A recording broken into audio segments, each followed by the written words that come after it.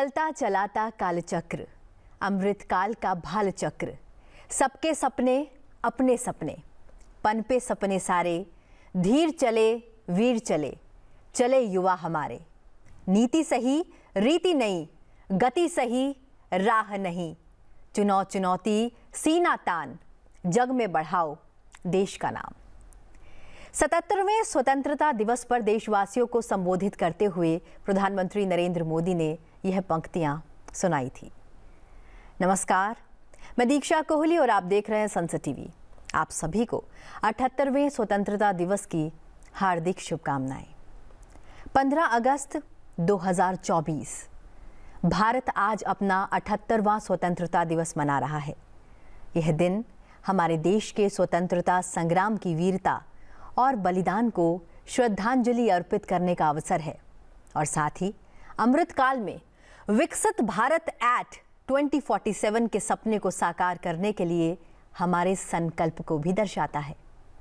इस मौके पर प्रधानमंत्री नरेंद्र मोदी लगातार 11वीं बार लाल किले की प्राचीर पर आज तिरंगा फहराएंगे। वे लाल किले की प्राचीर से देश को भी संबोधित करेंगे। और आज इस विशेष कार्यक्रम उत्सव स्वतंत्रता में आज हमारे साथ दो खास मेहमान शामिल हैं।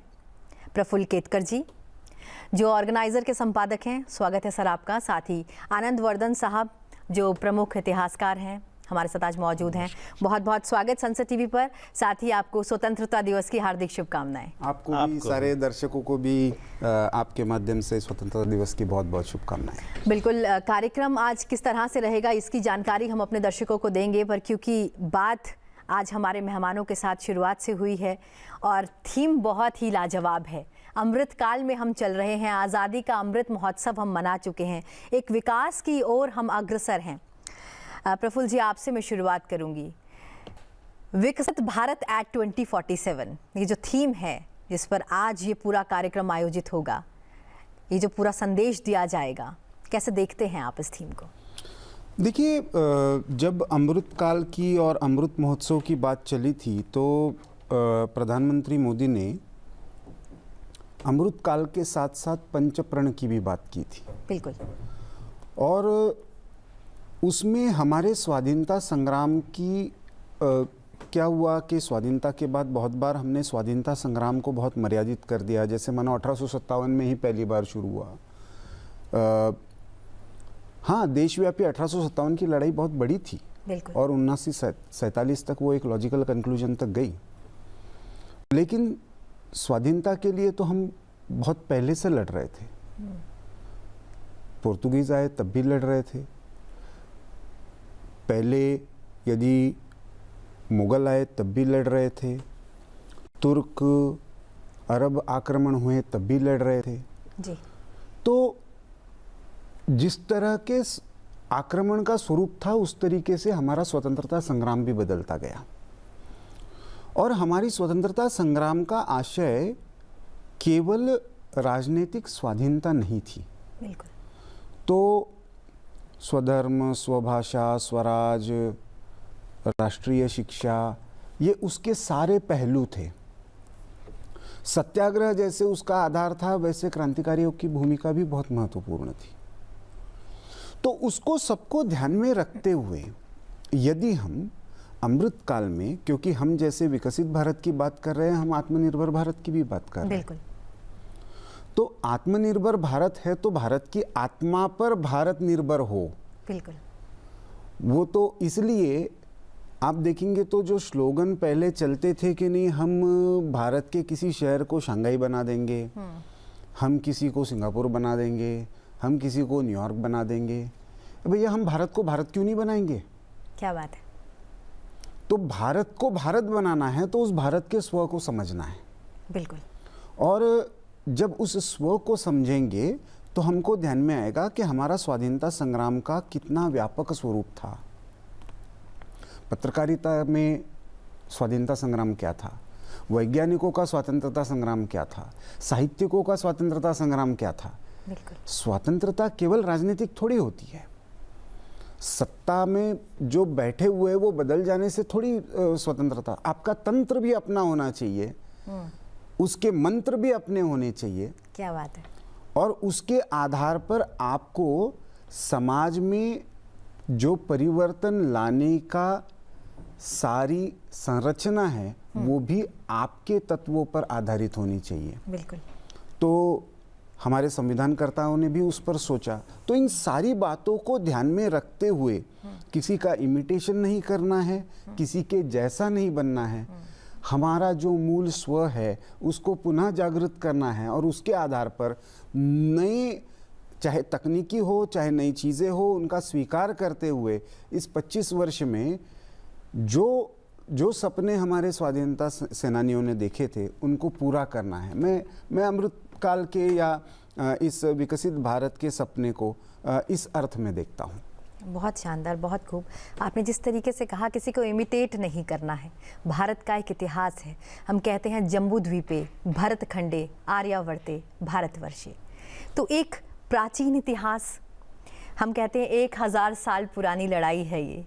कई बार अक्सर प्रधानमंत्री नरेंद्र मोदी अपनी बात में कहते हैं कि ये कुछ सिर्फ 75 साल पुरानी या 78 साल पुरानी लड़ाई नहीं है आज़ादी की, ये तो बहुत पुरानी चलती आ रही है। केतकर साहब ने भी कहा, आप इतिहासकार हैं। ये जो प्राचीन इतिहास से चलती आ रही लड़ाई है, जो संघर्ष है आज़ादी का, इसे आप कैसे देखते हैं? प्रधानमंत्री जी के जितने भी संभाषण हुए हैं जी, वो स्वतंत्रता दिवस पर हुए हैं या बहुत सारे बृहद कार्यक्रमों में हुए हैं जी, उसमें एक अंतर्बोध पहली बार व्यापक रूप में उद्घाटित होता दिखा है। और वह आत्मबोध जो है वो एक शाश्वत भारत और शाश्वत परंपराओं का भारत, एक शाश्वत चेतना का भारत, एक अपरिमित प्रज्ञा का भारत, और भारत का जो प्राचीन राष्ट्रबोध है, इस पृथ्वी से जो प्रेम है, पुत्रोहम पृथिव्याम का जो महासूत्र है, उसकी जो अंतर्भावना है कहीं न कहीं उससे प्रेरित दिखाई पड़ती है। दूसरा, जैसे आप इतिहास पर दृष्टि डालेंगे तो जब भी हम अपने वायु पुराण और विष्णु पुराण की ओर जाते हैं, उत्तरम यत् समुद्रस्य हिमाद्रश्चैव दक्षिणम वर्षम तद भारतम नाम भारती यत्र संतति। क्या बात। तो यह जो भावबोध है भारत का, यह जो भावबोध है यह स्थापित करता है कि जब आपके देश पर डेरियस का भी आक्रमण हुआ था तो आप कहीं न कहीं एक राष्ट्रीय संकल्प को और राष्ट्रीय भाव को जानते थे। यदि अलेक्जेंडर का आक्रमण हुआ, जिसका वर्णन भारतीय स्रोतों में तो नहीं है, विदेशी स्रोतों में है, लेकिन हम ये जानते हैं कि मालव गण ने, क्षुद्रक गणों ने, आश्वकायनों ने, राजा पोरस ने उसका किस प्रकार प्रतिकार किया और पाटलिपुत्र से सेना जब आगे बढ़ी तो सिकंदर को लौटना पड़ा था। तो वो भी एक भारत है। एक भारत है जिसमें डेमेट्रियस और मिनेंडर भारतीय सीमा पर आकर हारते हैं और पुष्यमित्र शुंग की सेना विजयी होती है। तो हम राष्ट्र के आत्मबोध को बहुत पहले से बनाए हुए हैं। तम देव निर्मितम देशम, ये हमारा भाव संकल्प है। और ये कोई बात एक व्यक्ति नहीं कहता है जी। हमारे कवि कालिदास भी कहते हैं, पूर्वा परो अवगाह्य स्थितः पृथिव्याम मानदंड। ये जो भारत है ये पृथ्वी का मानदंड है। बहुत बढ़िया। भारत चेतना उनमें भी है। बिल्कुल। और इस प्रकार से हम देखते हैं कि जब 1000 साल की जब बात करते हैं प्रधानमंत्री जी, तो वो ये बताने की चेष्टा करते हैं कि जब कभी भी कोई विदेशी आक्रमण होते हैं या ऐसी मान्यताओं का आक्रमण होता है जो आपकी स्वक्षेत्रिक, स्वराष्ट्रिक, स्वात्मिक, आत्मशक्ति और संस्कृति की जो आपकी अवधारणा है, आत्म संचेतना की जो अवधारणा है, उस पर कुठाराघात होता है। तो ये प्रश्न केवल और केवल, जैसा कि केतकर जी ने भी कहा जी, कि ये हमारे मानस पे, हमारे अवबोधन पे, हमारी चेतना पे, हमारे वैज्ञानिक अवधारणाओं पर भी हमला होता है। आपकी वो संस्कृति उखड़ जाती है। तो ये प्रश्न की हमने कोई लड़ाई 1857 में शुरू की मैं इस बात का पूरा समर्थन करता हूं कि भारत के पास एक इतना बड़ा कालखंड है जहां वैदेशिक और विद्रुपित शक्तियों का जो आक्रमण है, चाहे वो सर्व इस्लामवाद की धारा थी या सर्व यूरोपियनवाद की धारा थी या सर्व क्रिश्चियनवाद की धारा थी या वो कोई मंगोलवाद की धारणा है, उस अवधारणात्मक जो आक्रमण है, उस आक्रमण के विरुद्ध हमारा शक्तिपुंज जागृत रहा है। यह तथ्य राष्ट्र और विश्व के समक्ष प्रधानमंत्री जी रखना चाहते हैं। और इन तमाम अवधारणाओं के बावजूद जो भारत की अवधारणा है वो हमेशा से सशक्त रही है। सीधे रुख करते हैं, प्रधानमंत्री ने सोशल मीडिया प्लेटफॉर्म एक्स के माध्यम से एक संदेश साझा किया है। आइए प्रधानमंत्री का संदेश आपको बताते हैं। प्रधानमंत्री ने सभी देशवासियों को स्वतंत्रता दिवस की शुभकामनाएं दी हैं, अपनी शुभकामनाएं साझा की हैं। उन्होंने कहा है कि मैं पूरे देशवासियों को स्वतंत्रता दिवस की शुभकामनाएं देना चाहता हूं। Independence day greetings to all my fellow Indians. जय हिंद। तो भारत की हम अवधारणा की बात कर रहे थे। केतकर जी, मैं आपके पास आऊंगी। वैसे तो ये बहुत ही ज़्यादा विस्तृत प्रश्न हो जाएगा, लेकिन समझना चाहेंगे संक्षिप्त में कि भारत की भारतीय अवधारणा है क्या? देखिए, भारत की अवधारणा का यदि कोई मुझे सार पूछे जी, तो यूरोप कहता है कि हम पॉलिटिकल डेमोक्रेसी है, 1 पर्सन 1 वोट है। जी, अमेरिका कहता है कि नहीं, हम तो जो है वो लैंड ऑफ अपॉर्चुनिटीज़ है। जी, भारत क्या है? भारत की अवधारणा मैं मानता हूँ कि स्पिरिचुअल डेमोक्रेसी की अवधारणा है। भारत अकेली ऐसी भूमि है पूरे विश्व पर जिस पर इतने सारे आक्रमण हुए लेकिन फिर भी वो जीवित रहा। बिल्कुल। आप देखिए, यूरोप से जब आक्रांता निकले थे, मैं तो पहले की बात नहीं करूंगा, लेकिन मैं मॉडर्न कॉलोनाइजेशन की बात करूंगा, तो आप 400 साल पहले का तो अमेरिका आज का अमेरिका था नहीं। बिल्कुल। लैटिन अमेरिका आज का अमेरिका था, लैटिन अमेरिका था नहीं। अफ्रीका आज का था नहीं। ऑस्ट्रेलिया था नहीं। भारत एक अकेली ऐसी भूमि है जो इतने आक्रमणों के बाद भी भारत के रूप में जीवित रही। तो उसका आधार क्या रहा? तो मैं मानता हूं कि हमने एक आध्यात्मिक लोकतंत्र की अवधारणा पर भारत की भूमि रची, भारत की अवधारणा रची। जी। यहाँ पे अपने आप अपना ईश्वर चुनने का सबको अधिकार है, उस ईश्वर तक पहुंचने का अधिकार है, ईश्वर के अस्तित्व को नकारने का भी अधिकार है, नया ईश्वर गढ़ने का भी अधिकार है, जीवित व्यक्ति को गुरु मानकर उसकी भी पूजा करने का अधिकार है, मैं ईश्वर को नहीं मानता हूं ये भी कहने का अधिकार है, अपने आप को भी ईश्वर घोषित करने का अधिकार है। हर कण में शंकर शंकर देखते हुए इस भूमि ने एकत्व को समझा और विविधता का उत्सव मनाया। उस एकत्व के आविष्कार के रूप में विविधता को देखा, इसलिए ये भारत भूमि अपरेंट देखने वाले परस्पर विरोध के बाद भी, कॉन्ट्राडिक्शंस के बाद भी एक सहचित्त होकर चलती रही। और इसी मैं मानता हूं यही भारत की अवधारणा है। लेकिन इस पर चोट कैसे पहुंचती है? अभी वर्धन जी जैसे कह रहे थे कि हम पॉपुलर आज नोशन में भी क्या कहते हैं, हमारी फिल्में भी क्या कहती है, हमारी कहावतें भी क्या कहती है, जो जीता वही सिकंदर। अरे जो जीतता हुआ आया और भारत में हारा वो सिकंदर था, जीता वह कैसे सिकंदर? लेकिन जब आप ये मान लेते हो जो जीता वही सिकंदर, तो आप में एक अनकॉन्शियसली एक भावना, अरे शायद हम पर है ना आक्रमण ही होते रहे, अरे शायद हम हारते ही रहे।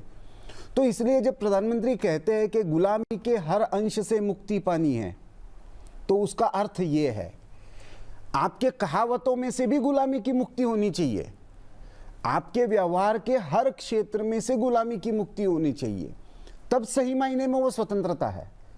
नहीं तो स्वाधीनता तो हमने प्राप्त कर ली, अधीन नहीं रहे, लेकिन तंत्र के आधार पर हमारी सोच यदि वही रही जी, जो ब्रिटिशों के समय थी जी, तो हम पूरी तरीके से ना आत्मनिर्भर हो पाएंगे, ना पूरी तरीके से सही मायने में विकसित हो पाएंगे।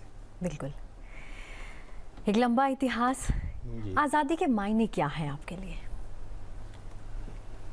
आपने जो एक प्रश्न पूछा, ये प्रश्न बहुत ही गहरी गंभीरता को लेकर आता है। जी।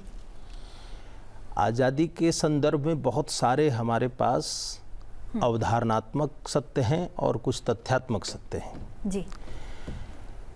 आज़ादी की जो हमारी अंतर्दृष्टि रही है जी।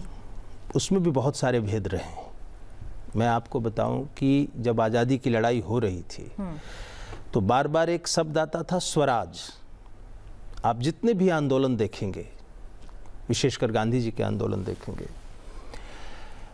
अब उसमें अंतर्निर्दिष्ट क्या है ये समझने की जरूरत है। और हर कालक्रम में कुछ न कुछ बदलता रहा है, उसकी परिभाषा भी बदली है। जब महर्षि दयानंद सरस्वती ने स्वराष्ट्र स्वधर्म और स्वभाषा की बात की तो वह एक उद्दाम संचेतना के रूप में प्रकट हुई, एक विराट चेतना है। 1857 में जब एक स्वतंत्रता आंदोलन की लहर उठी, उत्तर में हिमालय प्यारा, दक्षिण में पैरों को धोता साहिल का नक्कारा, हिंदू मुस्लिम सिख ईसाई भाई प्यारा प्यारा, यह है आजादी का झंडा इसे सलाम हमारा। क्या ये 1857 ने भी एक तुमुल निनाद दिया था। जब 1767 में हमारे देश में 1764 में बक्सर युद्ध का एक नाटकीय आरोपण इतिहास में आप देखेंगे कि जैसे संपूर्ण भारत हार गया, लेकिन सत्य क्या है कि इस 1764 के बाद जब यह स्पष्ट हुआ कि कंपनी का शासन होगा तो भारत में विद्रोहों की जो अवधारणा चली है जी। फतेह बहादुर शाही ने विद्रोह किया सारण में, और वहां आया वंदौ माता भवानी। क्या बात है। उस माता जिसपे कालांतर में भवानी मंदिर और फिर राष्ट्र माता भारत माता ये संकल्पना विकसित हुई। और इन सबका एक अक्षय सूत्र है। जब बंकिम कहते हैं वंदे मातरम सुजलाम सुफलाम, तो आप ये मत सोचिए कि यह एक नया आविष्कार था। मैं कुमारगुप्त के उस अभिलेख मंदसौर की ओर ले जाना चाहता हूं जहां भारत माता का वर्णन है, और वहां उस मंदसौर अभिलेख में लिखा गया है, और ये एनसीईआरटी की हर इतिहास के पृष्ठ पर छपना चाहिए कि ये भारत संचेतना कैसी है। वहां लिखा है चतुर उदधि विलोल मेखला, चारों ओर समुद्रों की विलोल मेखला, हंसती हुई मेखला है, नाचती हुई मेखला है। आ सेतु कैलाश सुमेरु पयोधराम, हमारा एक सुमेरु है जी। एक भारत जो राजनीतिक भारत है, भौगोलिक भारत है, जियोपॉलिटिकल इंडिया है, उससे परे भारत है जो रविंद्रनाथ ने कहा। जी। हम कैलाश को आज भी भारत मानते हैं। बिल्कुल।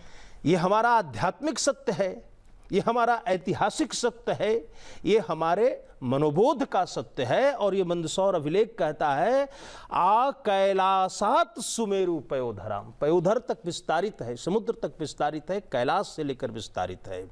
वांत अवांत स्फुट पुष्पहासिनीम, यह जो भारत माता है ये स्फुट पुष्पों की तरह विहस रही है। और अंत में कहता है कुमार गुप्त पृथ्वी प्रशास्ति, ये कुमार गुप्त का गौरव है कि वह इस पृथ्वी का शासक है। तो एक सूत्र है स्वतंत्रता का जो हमारी चेतना में, हमारे आत्मबोध में कहीं ना कहीं इस प्रकार अंकित रहा है जिसका उत्खात संभव ही नहीं था। लोगों ने कैसे कैसे देखा। एक ने कहा वंदो माता भवानी फतेह बहादुर शाही ने, एक ने कहा कि साहिल रूपी नक्कारा से जिस भूमि का पैर धोआ जा रहा है मैं उसका उपासना कर रहा हूं जी। एक अरबिंदो ने भवानी मंदिर के रूप में देखे जा रहे भारत, और फिर दुर्गा के स्वरूप में, महाकाली के स्वरूप में, काली द मदर में वो दृष्टिकोण सिस्टर निवेदिता देखती है जी। कि ये काली कराल काली तुमसे आत्म बलिदान मांगती है, ये मुक्ति का मार्ग मानती है, स्वयं को आहूत करो। लेकिन ये पहली बार निवेदिता नहीं कह रही है, ये शिवाजी राजे से समर्थ गुरु रामदास कह रहे हैं कि यह जो प्रचंड अग्नि है स्वराज की अग्नि है। ये स्वराज चेतना, हिंद स्वराज की अवधारणा जिस पर गांधी जी ने औद्योगिक सभ्यता के परिप्रेक्ष्य में बात की है, ये हिंद स्वराज का प्रश्न समर्थ गुरु रामदास ने पैदा किया है। और ये चेतना तब भी थी। तो भारत का स्वराज, भारत की स्वतंत्रता, भारत की स्वाधीनता पे नानाविध प्रकार के विचार हैं। जब विवेकानंद ने कहा कि भारत, ये यूरोप में था कि India is a geographical entity, Bharat तो एक भूगोल है, इसका खंडन एक सन्यासी ने कहा कि नहीं, हम भारतीय आध्यात्मिक रूप से एक हैं, India is a spiritually one nation. ये उस यूरोप की अवधारणा का खंडन स्वामी विवेकानंद ने किया है जो मानती थी, वो कहते थे कि India is dotted with jungles and hills and mountains. जी, it is not like that. ये दक्षिण है या भारत है, जैसा आपने कहा कि भारतवर्षे भारत खंडे आर्यावर्ते जम्बू द्वीपे, ये हमारी पूजा में भी संकल्पना का मंत्र है। राष्ट्र का मंत्र आपके पूजा का मंत्र का सर्वतोमुखी सर्व प्रकारेण सबसे प्रमुख महामंत्र है। बिल्कुल। तो ये अवधारणात्मक सत्य है, इस राष्ट्र के मानस का सत्य है कि स्वातंत्र्य चेतना हमारे अंदर थी। अन्यथा दुनिया के किसी देश में आप बताइए, फ्रेंच की क्रांति फ्रांसीसियों की अपनी व्यवस्था के खिलाफ था, लुई के खिलाफ था। जार के विरुद्ध कोई क्रांति हुई लेनिनवादी, तो उनके राजा के खिलाफ क्रांति थी। अमेरिका के लोग अपने ही नस्ल के लोगों से लड़ रहे थे, अपने देश वालों से लड़ रहे थे। लेकिन 1000 साल में स्वराष्ट्रिक चेतना को कितने ही कुठाराघात सहने पड़े, पर यह चेतना मरी नहीं, ये कुंठित नहीं हुई। ये आत्मसंचेतना स्वतंत्र युद्ध के लिए तैयार रही। तो ये अरविंद की अवधारणा, तिलक की अवधारणा और गांधी की अवधारणा, सहजानंद सरस्वती की अवधारणा, सुभाष चंद्र बोस की अवधारणा, सबने अपने दृष्टि से उस एक अखंड भारत को देखा है जी, एक अविच्छिन्न भारत को देखा है, जिस भारत की गति निर्बाध है, आज भी है और आगे भी रहेगी। बहुत बढ़िया। अखंड भारत की इन्होंने बात की। हम कहते थे सप्त सिंधु, अखंड भारत, उसके बाद आज़ाद भारत, उसके बाद आज़ादी के लगभग 75 साल हमने आज़ादी का अमृत महोत्सव मनाया। अब हम अमृत काल की ओर बढ़ चले हैं। एक वो समय था जब हम कहते थे कि भारत विश्व गुरु है, पूरा विश्व भारत की ओर देख रहा है। उसके बाद एक लंबा संघर्ष, और आज पुनः भारत ने वो स्थान पा लिया है। ये जो बदलाव है, ये जो परिवर्तन है, ये जो लंबा सफ़र है, कैसे देखते हैं आप इसे? देखिए, हमको पहले तो ये ध्यान में रखना चाहिए कि भारत ने नहीं कहा अपने आप को विश्व गुरु, विश्व ने उसको गुरु माना। जी, जब बाशम जैसे थिंकर्स लिखते हैं कि वंडर दैट इज़ इंडिया, तो उनके लिए, बाहर से देखने वाले के लिए, मतलब आप इंडिका से लेकर जो ग्रीक ट्रेवलॉग्स है या फिर चाइनीज़ ट्रेवलॉग्स है, फिर यूरोपियंस ने लिखे हैं, इवन जो अरब या तुर्क ट्रेवलॉग्स है, तो उसमें सब में कुछ समान सूत्र हमको मिलते हैं जी, कि ये भाषा अलग अलग बोलते हैं, इनका खान पान अलग अलग है, लेकिन इनका जो भारत के प्रति राष्ट्रभाव है, मूलतः हुआ क्या है जी, हमको ये समझना चाहिए जी, कि यूरोपियन आक्रमण और खास करके ब्रिटिश आक्रमण और पहले के आक्रमणों से अलग कैसे हुआ, ये हमको समझना पड़ेगा। तब हम इस अमृत काल में सही मायने में हम विकसित भारत की अवधारणा को सही मायने में प्रस्थापित कर पाएंगे। ब्रिटिशों से पहले के जितने भी आक्रमण हुए उनको हमने वैचारिक दृष्टि से, सांस्कृतिक दृष्टि से कभी भी ना स्वीकार किया, ना उनको श्रेष्ठ माना। जी, हमने तो आक्रांताओं को म्लेच्छ कहा, वो जीते हारे जो भी हुआ, जी, लेकिन हमने उनकी सुपीरियरिटी कभी स्वीकार नहीं की। ब्रिटिश आक्रमण उस अर्थ में बहुत अलग था क्योंकि उन्होंने यहाँ की व्यवस्थाएं ध्वस्त की, हमको वैचारिक और मानसिक दृष्टि से उपनिवेशिकवाद के चक्र में फंसाया। और उस कारण से हुआ क्या कि हमारी अवधारणा क्या थी, हम राष्ट्र एक है, हमारी राज्य व्यवस्थाएं भले ही अलग अलग हो। मतलब हम सब लोग जानते हैं 565 प्रिंसली स्टेट्स थे जब ब्रिटिश गए। बिल्कुल। तो एक ब्रिटिश इंडिया था और बाकी प्रिंसली स्टेट्स थे 565। ब्रिटिश आए तब कितने स्टेट्स थे ये कोई नहीं जानता। ब्रिटिश रिकॉर्ड्स के हिसाब से 1490 से ज्यादा स्टेट्स थे जिनको एक तरीके से अपने आधिपत्य में लाकर ब्रिटिशों ने ब्रिटिश इंडिया बनाया। तो इतने राजा होने के बाद भी, इतने नगर होने के बाद भी, इतनी राजधानियां होने के बाद भी, उस समय भी काशी काशी था, उस समय भी गंगा गंगा थी, उस समय भी रामेश्वरम रामेश्वरम था, उस समय भी हिमालय हिमालय था, उस समय भी कैलाश कैलाश था। वो अवधारणाएं हमारी बदली नहीं। राजा का कितना स्थान है और राजा का कितना टैक्स कलेक्शन का आधार है, इसके आधार पर भारत की अवधारणा कभी भी मर्यादित नहीं हुई। इसलिए हमने जिसको स्वराज कहा, वो व्यक्तिगत आधार पर मुक्ति का भी स्वराज था और कलेक्टिव कॉन्शियसनेस के आधार पर भी स्वराज की संकल्पना थी। तो इसलिए ये जो लंबा कालखंड का संघर्ष है, उसके परिणाम तो जरूर हुए, हमारी व्यवस्थाओं पर हुए जी। मतलब इंडिका में पहली बार मैगस्थनीस लिखता है कि पहला देश, मैंने पूरे यूरोप से मैं चलता हुआ आ रहा हूँ, पहला देश ऐसा देखा कि जहाँ पे महिला भी साम्राज्ञी है। क्या बात है। और पिछले 1000 वर्ष के आक्रमण के कालखंड में देखिए क्या हो गया।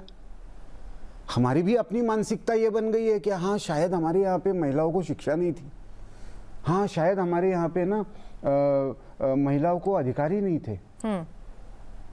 मानो सारी महिलाएं सती जा रही थी। अरे महिलाएं सती जा रही थी, फिर अहिल्याबाई होलकर विधवा होने के बाद पुण्य श्लोक कैसे बनी?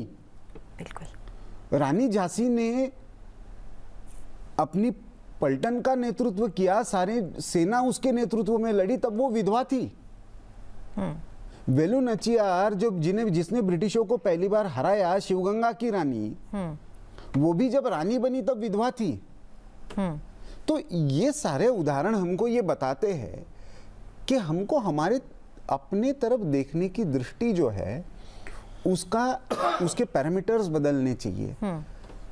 हम पश्चिम के चश्मे से यदि हम अपने आप को देखेंगे तो स्वाधीन होने के बाद भी शायद हम स्वतंत्र नहीं हो पाएंगे। तो इसलिए इस कॉन्टेक्स्ट में हमको हम जिसको इंडिपेंडेंस कहते हैं, उस संकल्पना की व्यापकता को जी, वो आइडियाज का इंडिपेंडेंस है, वो सांस्कृतिक आधार पर इंडिपेंडेंस है जी, वो तंत्र जिसको सिस्टम कहते हैं उसके आधार पर इंडिपेंडेंस है जी, वो इकोनॉमिक आधार पर इंडिपेंडेंस है, वो इंटेलेक्चुअल आधार पर इंडिपेंडेंस है जी, और वो स्पिरिचुअल आधार पर भी इंडिपेंडेंस है। इस आधार में, इस व्यापकता में हमको इस इंडिपेंडेंस को देखना चाहिए। जी।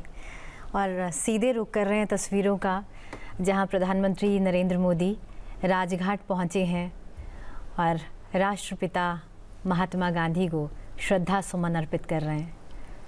सीधे तस्वीरें हम देख सकते हैं, प्रधानमंत्री राजघाट पहुंचकर राष्ट्रपिता महात्मा गांधी को श्रद्धा सुमन अर्पित करते हुए, श्रद्धांजलि अर्पित करते हुए।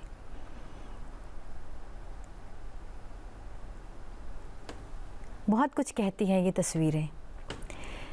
देश को आज़ाद हुए 78 साल हो गए, 78वीं सालगिरह मना रहे हैं हम, लेकिन आज भी हम उन बलिदानों को नमन करते हैं और वही नमन आज हमें नज़र आ रहा है इन तस्वीरों में भी। हर बार, हर वर्ष हम उन्हें याद करते हैं जिन्होंने देश को गुलामी की बेड़ियों से आज़ाद करवाया। ये जो वैल्यूज़ हैं ये सिर्फ भारत में ही पाई जा सकती हैं कि आज भी हम अपने इतिहास को उसी गौरव के साथ याद करते हैं। प्रधानमंत्री ये जो स्वरूप है लाल किले की ओर प्रस्थान कर जो भारत में हम देखते हैं, इसे आप अपने शब्दों में किस तरह से बयां करेंगे? देखिए, स्वाधीनता आंदोलन का स्वरूप मात्र 40-50 साल में कैसे बदल जाता है जी, इसका अब भी बिल्कुल ताज़ा उदाहरण हमने बांग्लादेश में देखा कि जिनको बांग्लादेश बनाने का क्रेडिट मिला उनकी ही मूर्तियां तोड़ी गई। बिल्कुल। तो और ये केवल बांग्लादेश में नहीं हुआ, जॉर्ज वॉशिंगटन की मूर्तियों पर आक्रमण अमेरिका में भी हुए। जी। भारत एक अकेला ऐसा देश है जो ये केवल आध्यात्मिक आधार पर नहीं मानता कि सर्वदेव नमस्कारा केशवम प्रति गच्छति।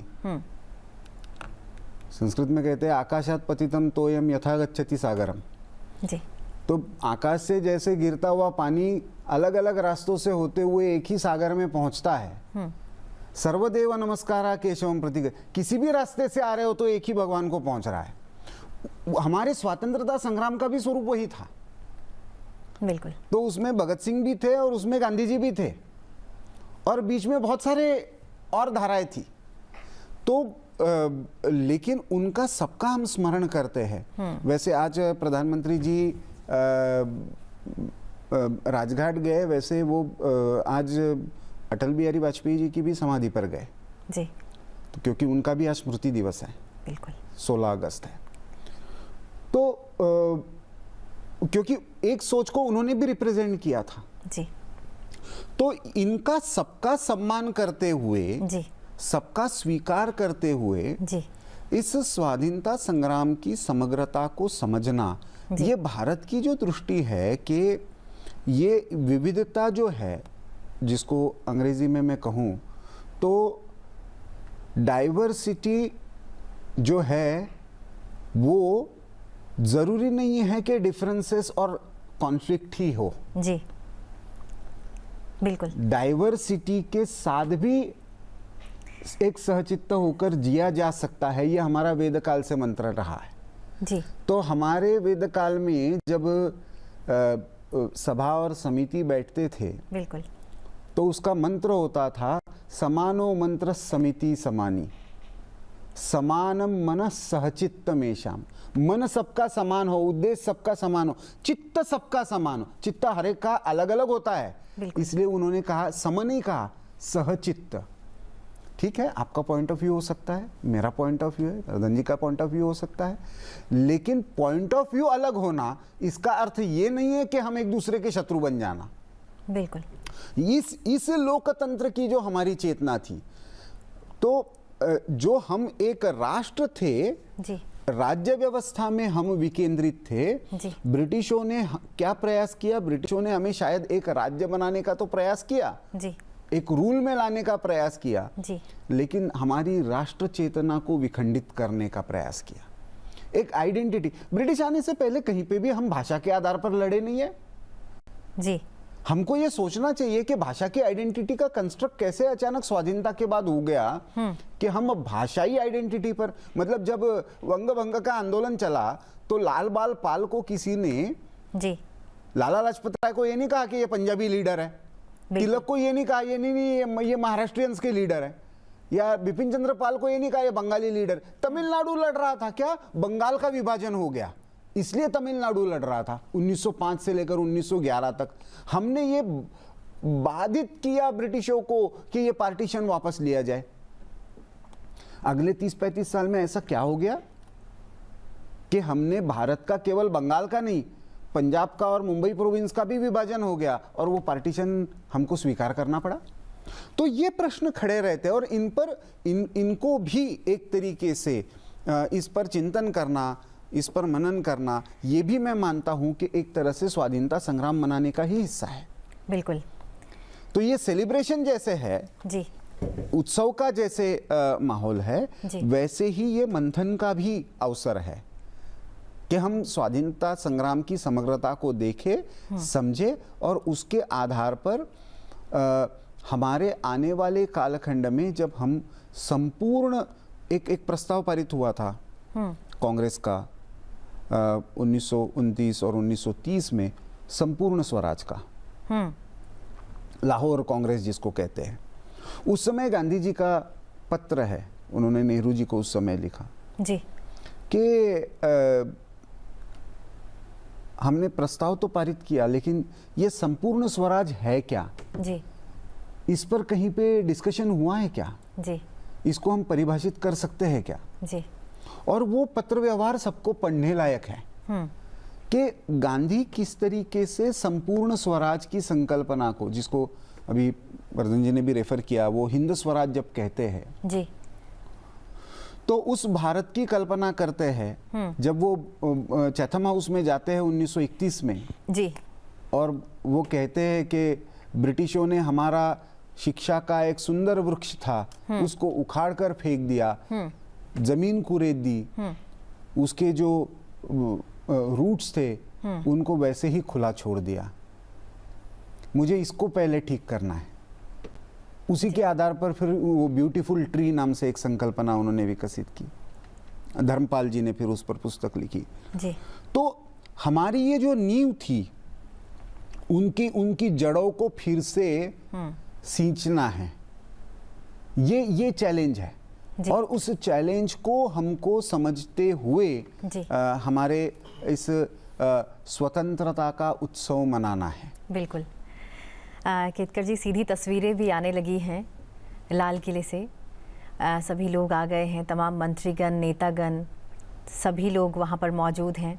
प्रधानमंत्री नरेंद्र मोदी 15 अगस्त 2024 यानी कि आज के दिन दिल्ली के ऐतिहासिक लाल किले से 78वें स्वतंत्रता दिवस समारोह का नेतृत्व करेंगे। वे राष्ट्रीय ध्वज फहराएंगे और प्रतिष्ठित स्मारक की प्राचीर से राष्ट्र को पारंपरिक संबोधन भी देंगे। इस वर्ष के स्वतंत्रता दिवस की थीम विकसित भारत एट 2047 है। ये समारोह 2047 तक देश को एक विकसित राष्ट्र में रूपांतरित करने की दिशा में सरकार के प्रयासों को नए सिरे से बढ़ावा देने के लिए एक मंच के रूप में काम करेगा। राष्ट्रीय उत्साह के साथ इस पर्व में जन भागीदारी बढ़ाने के उद्देश्य से इस वर्ष लाल किले पर होने वाले समारोह का अवलोकन करने के लिए लगभग 6000 विशिष्ट अतिथियों को आमंत्रित किया गया है। ये लोग विभिन्न क्षेत्रों से हैं, जिसमें युवा, जनजातीय समुदाय, किसान, महिलाएं और अन्य विशिष्ट अतिथि शामिल हैं, जिन्होंने विभिन्न सरकारी योजनाओं या पहलों की मदद से विभिन्न क्षेत्रों में उत्कृष्ट प्रदर्शन किया है। अटल इनोवेशन मिशन और पीएम श्री यानी कि prime minister school for rising India योजना से लाभान्वित होने वाले छात्र और मेरी माटी मेरा देश के तहत मेरा युवा भारत माय भारत और नेशनल सर्विस स्कीम के स्वयंसेवक इस कार्यक्रम में भाग लेंगे। अतिथियों में राष्ट्रीय अनुसूचित जनजाति वित्त एवं विकास निगम द्वारा वित्त पोषित जनजातीय कारीगर व वन धन विकास सदस्य और जनजातीय उद्यमी तथा प्रधानमंत्री किसान सम्मान निधि, प्रधानमंत्री फसल योजना के लाभार्थी और किसान उत्पादक संगठनों के प्रतिनिधि भी शामिल होंगे। और सीधी तस्वीरें आप देख रहे हैं, पीएम का काफिला समारोह के बीच पहुंचता हुआ और उनका भव्य स्वागत किया जा रहा है। और ये लाल किले की प्राचीर पर भव्य तिरंगा विराजमान। रक्षा राज्य मंत्री संजय सेठ, रक्षा सचिव और GOC Delhi area lieutenant general Bhavnish Kumar. भव्यता बढ़ती हुई आगमन हो रहा है दुनिया के सबसे बड़े लोकतंत्र के प्रधानमंत्री श्री नरेंद्र मोदी का।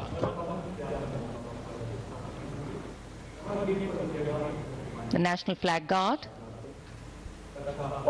the Guard Commander, Commander Vinay Dubey giving the commands as the Prime Minister's carcade gently takes the curve of the moat to arrive towards the Lahori Gate side.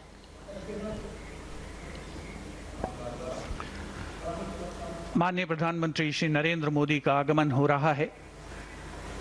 हमारे राष्ट्रीय पर्व 78वें स्वाधीनता दिवस समारोह के मुख्य आयोजन स्थल यानी ऐतिहासिक लाल किले की प्राचीर से, जहां से आज वे देश को संबोधित करेंगे। देश के समक्ष जो प्राथमिकताएं हैं, जो चुनौतियां हैं, उनको रेखांकित करेंगे अपने संबोधन में। माननीय प्रधानमंत्री महोदय का विधिवत स्वागत माननीय रक्षा मंत्री श्री राजनाथ सिंह द्वारा, रक्षा राज्य मंत्री श्री संजय सेठ भी यहां पर उपस्थित,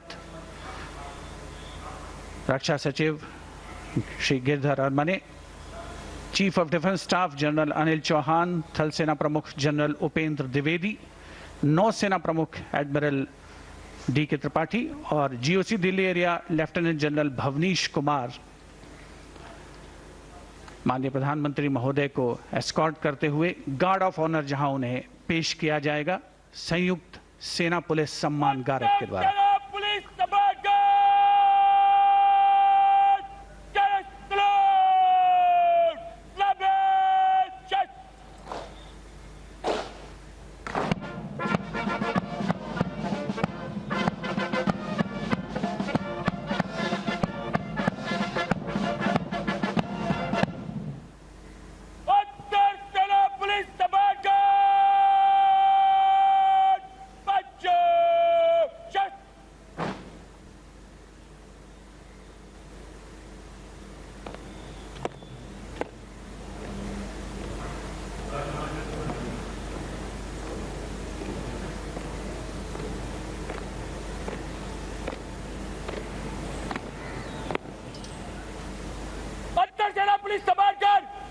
निरीक्षण के लिए तैयार है श्रीमान। Commander Arun Kumar Mehta informing the Prime Minister that the guard is ready for inspection and requesting him to do the inspection. And once the inspection starts, the band positioned there will strike up a slow march. प्रधानमंत्री को सलामी गारद देने वाले दस्ते में थल सेना, नौसेना और वायुसेना और दिल्ली पुलिस के एक अधिकारी और 24 जवान शामिल हैं।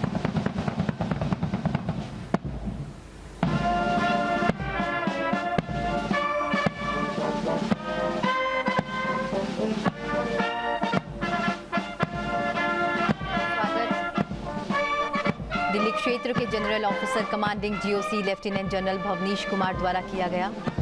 अब आप देख सकते हैं कि प्रधानमंत्री सलामी गारद का निरीक्षण कर रहे हैं। इसमें सेना, नौसेना, वायुसेना और दिल्ली पुलिस के अधिकारी और 24 कर्मी शामिल हैं। इस वर्ष भारतीय नौसेना को समन्वयकारी सेना के रूप में तैनात किया गया है और प्रधानमंत्री गारद का निरीक्षण करते हुए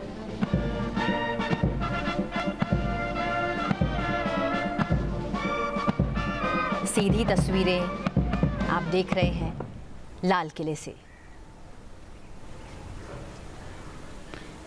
The inspection of the Guard of Honor complete, the Prime Minister will now move towards the ramparts of the Red Fort, passing through the Lahore Gate, or the Lahori Gate as it is used in common parlance. The flag hoisting ceremony, in fact, at the ramparts of the Red Fort, and then the Prime Minister's address to the nation are the high point of today's celebrations here. Knowing that the people of a democracy are its driving force, its engines of renewal and revival, the Prime Minister will share with the nation. प्रधानमंत्री अब लाल किले की प्राचीर की ओर बढ़ रहे हैं। Lahori gate से वो लाल किले की प्राचीर की ओर बढ़ रहे हैं। यहाँ से वे राष्ट्रीय ध्वज फहराएंगे। लेफ्टिनेंट संजीत सैनी इस अवसर पर प्रधानमंत्री के साथ और यहाँ 21 तोपों की सलामी के साथ राष्ट्रीय ध्वज फहराया जाएगा, जिसे 1721 फील्ड बैटरी यानी कि सेरेमोनियल द्वारा अंजाम दिया जाएगा। इस समारोह में 105 मिलीमीटर लाइट फील्ड गन का उपयोग किया जाएगा और इसकी कमान मेजर सबनीस कौशिक के हाथों में होगी। लाल किले की प्राचीर की ओर बढ़ते प्रधानमंत्री नरेंद्र मोदी 11वीं बार लाल किले की प्राचीर से ध्वजारोहण करेंगे और देश को संबोधित करेंगे।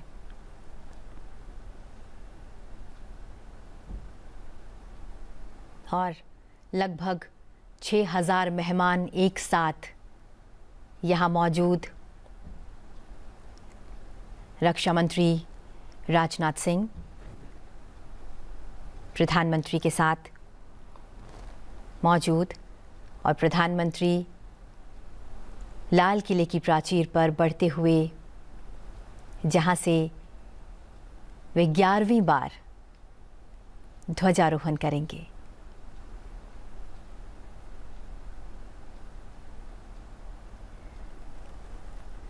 पिछली 10 बारी प्रधानमंत्री ने यहाँ पर कई घोषणाएं भी की और ये उम्मीद जताई जा रही है कि इस बार भी यहाँ से प्रधानमंत्री कई घोषणाएं करेंगे।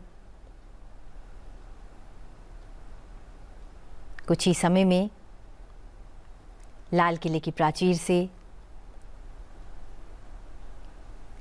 78वें स्वतंत्रता दिवस पर प्रधानमंत्री ध्वजारोहण करेंगे और ध्वज फहराए जाने के बाद भारतीय वायुसेना के 2 advanced light helicopter Dhruv line S10 formation में कार्यक्रम स्थल पर पुष्प वर्षा करेंगे।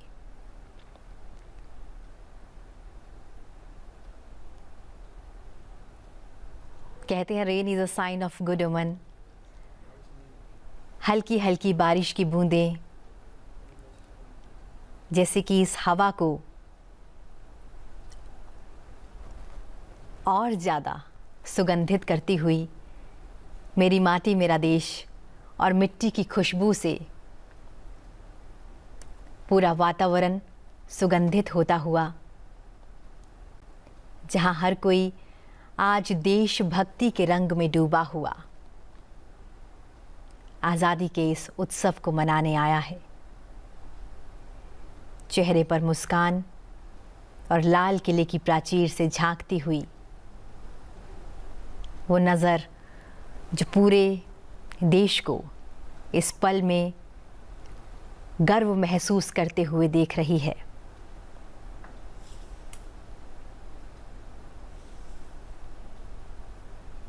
देशभक्ति के रंग में डूबा, भारतीयता से परिपूर्ण आज हर देशवासी एकत्रित हुआ है 78वां स्वतंत्रता दिवस मनाने के लिए।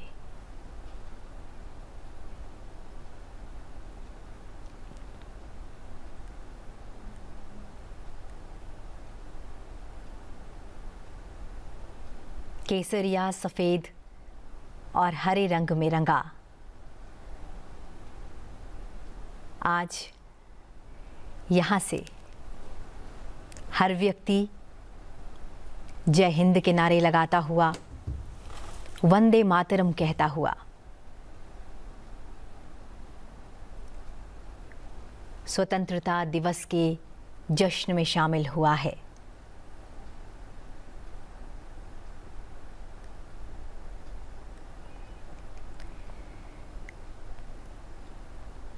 और दिल्ली की एरियल तस्वीरें आप देख रहे हैं इस समय।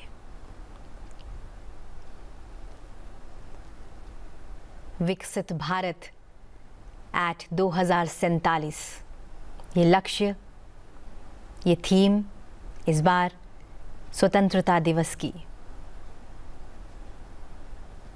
और हर घर तिरंगा, हम देख सकते हैं घर घर तिरंगा है, हर घर तिरंगा है और तिरंगा शान से लहरा रहा है। हर इमारत पर, हर दीवार पर, हर प्राचीर पर। और तिरंगा हमारी शान है, हमारा मान है।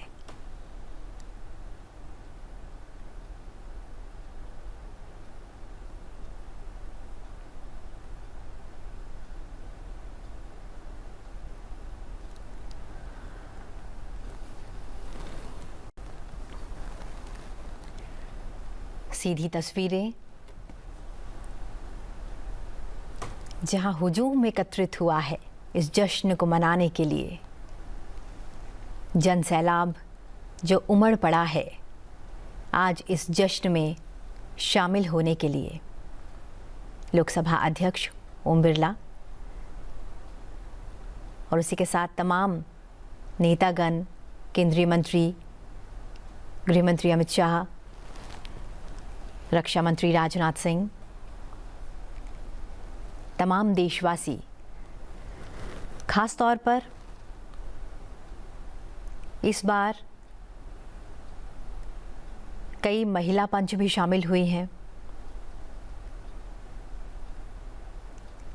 ओलंपिक्स में भाग लेने वाले, देश का नाम रोशन करने वाले तमाम खिलाड़ी आज इस जश्न में शामिल हुए हैं।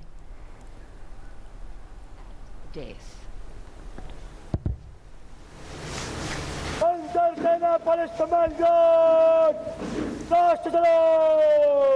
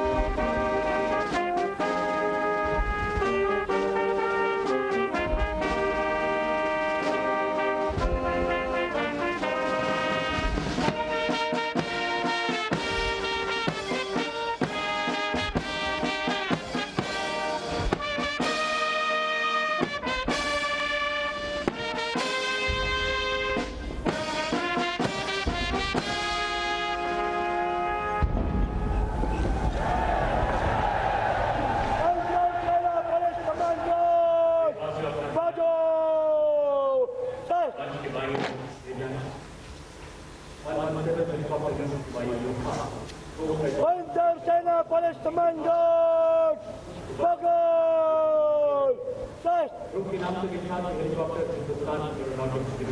Panzer Sena Police Commando, Ball chalega, Ball. Panzer Sena Police Commando, राष्ट्रीय ध्वज फहराया गया है और राष्ट्रीय ध्वज गार्ड के जवान इस समय लाल किले की प्राचीर के सामने से प्रस्थान कर रहे हैं और यहाँ पर वायु विचरण करते हुए नजर आ रहे हैं 2 advance light helicopter line astern formation में, जहां पर विंग कमांडर अंबर अग्रवाल और विंग कमांडर राहुल नैनवाल। भारतीय वायुसेना के 2 advanced light helicopter Dhruv line eastern formation में कार्यक्रम स्थल पर पुष्प वर्षा करते हुए आप देख सकते हैं कैप्टन विंग कमांडर अंबर अग्रवाल और विंग कमांडर राहुल नैनवाल इस विशेष अवसर पर पुष्प वर्षा करते हुए, उस अवसर के लिए जिसकी प्रतीक्षा वर्ष भर रहती है। As freedom reigns supreme, well, so does the rain and so do the flowers. National Flag Guard marching off away. They'll come back towards the closure of the program.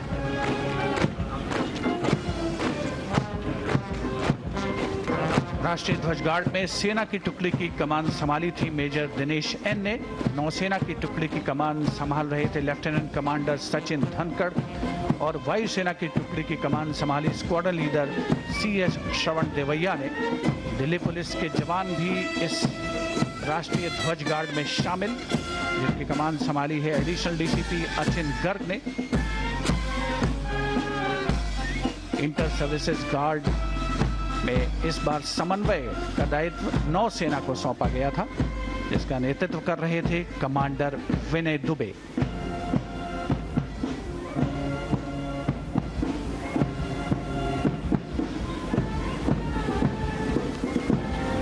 उपस्थित जनसमूह प्रसन्न है, आह्लादित है और प्रतीक्षारत माननीय प्रधानमंत्री महोदय के संबोधन की।